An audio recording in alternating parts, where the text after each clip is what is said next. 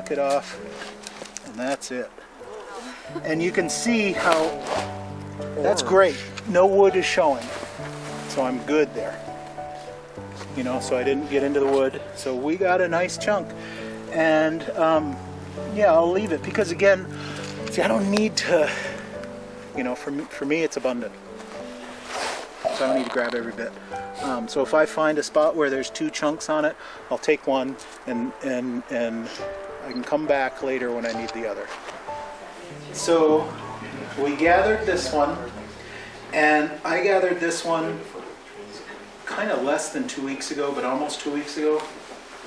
And this one I just placed in a warm, dry place. For us, it's on top of the fireplace, on top of the warming stove. And that's what you want to do. After you gather it, take it to dry it out. So put it up on top so you can dry it out. Of course, there's talks, and this actually may be true. Drying it in the sun. Oh, good. Did that. Is very good. Okay. And it may even, they're doing studies now, I don't know which way, it may even gather more vitamin D into an accessible form. I don't know if that's true or not, but because there's so much melanins in this, it might be true. So, but I'm going to let you feel the difference in weight. So pass it. How long for drying? About 2 weeks in a warm, dry spot. Probably longer than that if it's in the sun. So once you dry it on the stove, you can knock it and break it up into pieces. And the best way to do that is with a hammer or mallet on a sturdy surface. And for the longest time, I would just knock it apart and all the pieces fly and look around for them. And you know, but I figured that was the only way to do it. And then I read in one of these books, he just wraps it up in a clean cloth, and I was like, you know. Yeah. Yeah. So wrap it in a clean cloth with a hammer, and then you get it to about this stage. And this is what I'm going to be giving everyone here. So it'll be chunks anywhere between these 2 sizes. Okay. And that might be all you need. In fact, if you're just have it for yourself, and you might only want maybe 1 cup a day or maybe 4 cups a week or something, it might be best just to use it in this form. And I've got a little instruction thing on how to do that. Now what you do is in your teapot, put this in the teapot, simmer it for the first time a little less long. So maybe an hour is enough. And then, when you're done with that, the tea should be coffee colored, should look like coffee. You saw what it looked like. Take this out, put it in a little container, put it in your refrigerator, and when you're done with that tea, they recommend pouring the tea off, you know, drinking a cup, pouring it off, and putting that in the refrigerator too. I have never had a problem leaving the tea out. There's so much antibacterials in that. I've never had a problem. I'll leave it out day after day after day after day, week after week. Pardon? That little piece? No, when I have the tea, if I have the tea. Yeah, Jill knows. I just keep it on the stove. I never will put it in the refrigerator. I keep it on the stove. All the people I see recommend putting it in the refrigerator. How much water for a piece like that? Well, again, this is going to hold a lot. So I'm going to tell you 2 different processes here. So a piece like this, so you put it in the refrigerator, and so you have a teapot. If you're drinking 1 or 2 cups a day, that pot will last you a few days. I don't even bother putting it in the refrigerator. If you want, you can. When you're done with it, put this in, do it again. You'll be able to do that several times. With a full pot of tea. Like this, a full pot of tea several times. Okay. You'll notice, to get it to that darker color and that richer flavor, you may have to simmer it longer and longer. So the first time might only take an hour. Second time a little longer. Third time a little longer. It's all about doing it to taste at this point. Remember, we're not talking about what you need to do if you're getting, getting cancer treatment. That's a whole nother story, how much you need. And that's why I gave you the Kettering Cancer Institute link, you'll be able to find their recommendations. And it's going to be different for different types of illnesses. Your doctor's going to have different advice. You'll be able to take in that.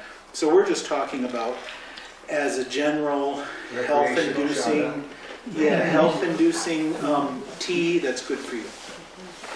So for that, it doesn't have to be quite as precise. And so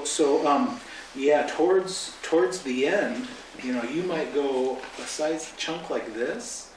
I could easily make last for me a month or two. And that's drinking a cup every day.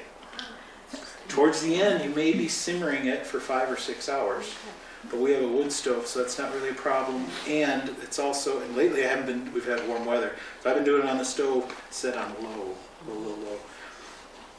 Generally, they say you don't want to boil it. That again is one of those maybe, maybe not, it depends sort of thing. Some people recommend boiling it. I'm just going to go ahead and follow this guy's advice because I like him a lot, and he says simmer it, don't boil it. So that's this method. I'm sorry, you said that like initially you had to kind of work your way into it. You couldn't drink a lot at when it first. had milk and Oh, okay. maple syrup, it didn't agree with me. Okay. So But is yeah, that I don't drink more than one It cup a day. really cup a agreed day, with me okay. with milk and maple syrup. It might now We're very because good I'm more friends. accustomed, but the first time I But I had it don't was usually that way. drink it and I was that like, way because I like maple syrup. I was the same way with Jill. When I first started drinking it, it kind of gave me an upset stomach. But now my body is acclimated to it, Okay. and now I feel great afterwards. So, Oh, you put butter in it. oh yeah. Oh, that's interesting. Yeah. Yeah. But yeah, definitely, if you haven't drank it, you don't know, just slowly either work yourself up to it. And I haven't heard of too many references where people have gotten sick from it, although you're not here. There's a couple althoughs. Apparently, if you're on blood thinners, you shouldn't be drinking it because it'll help, rejuvenate your blood and your blood might be thicker.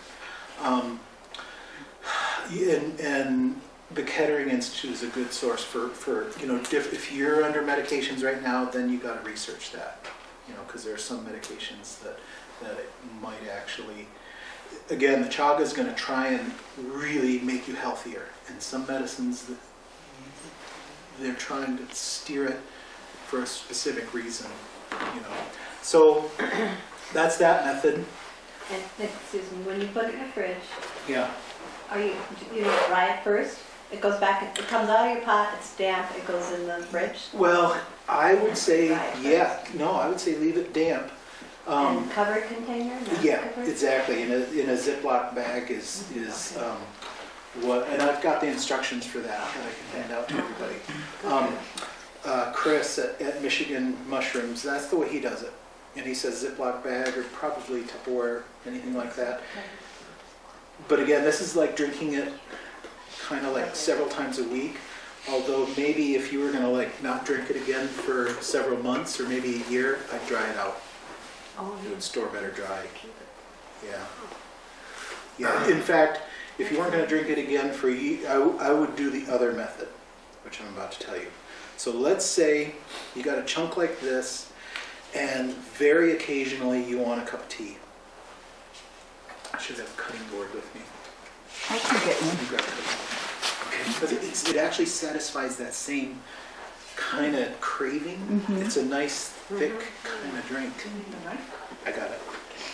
Okay, so now when you have a chunk, you want to get the golden and the black charred part. That's where you get the triterpenes with the melanins and all the other stuff. So you kind of want to mix it a little bit. You don't have to. Eventually, if you get a little less one day and a little more the next day, it all balances out. So a good way if you're just having an occasional cup is a knife. A serrated knife works good, and you just take the chunk and then you just kind of. See how I'm just doing that, making it into a powder. that right there is plenty for a teapot.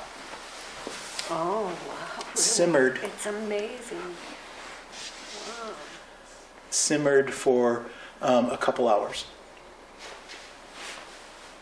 So yeah, if you want to just make an occasional teapot, this would be the better way, because then you could store that for a long Oh period my of time. gosh. Is it still doing Yes. It's still doing it. Yeah. Doing one. So when he took Okay, so purple alert. the picture, like He's taking these pictures of the chaga as it's freshly cut, and it's, the pictures are That's what it was doing out showing front. off, energetic, When it radiant. was live, I could see it better, but you can see it sort of. and the one picture you took It does like not being want like to Can I see? Yeah. Super into that stuff for some reason. There's what was left in the tree. spirit in it. Did that twice. It's pretty cool. And then that. Whoa! Oh my gosh. So cool. So would you recommend not to do that to a bunch of it in advance? Well, it depends. Again, it'll store. This is easy to store, you know. So for a long time, that's kind of all I did, and then I started drinking more of it, and so I started to make Jill real nervous with her Vitamix mixer thing,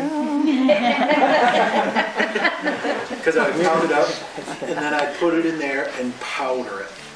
And the Vitamix does a real good job at that. It's loud, it sounds horrible, and your Vitamix significant is other will taking a get beating. really nervous because they're going to start looking at the bank account and seeing if we can afford to buy another Right. Vitamix. Yeah. So Jill gave me permission, and you'll see it. This is not something everybody can do, but I actually found a bone crusher. Grinder. Bone crusher. That's what they call it, crusher. Yeah, it's downstairs, a bone crusher. So now we use an old antique bone crusher.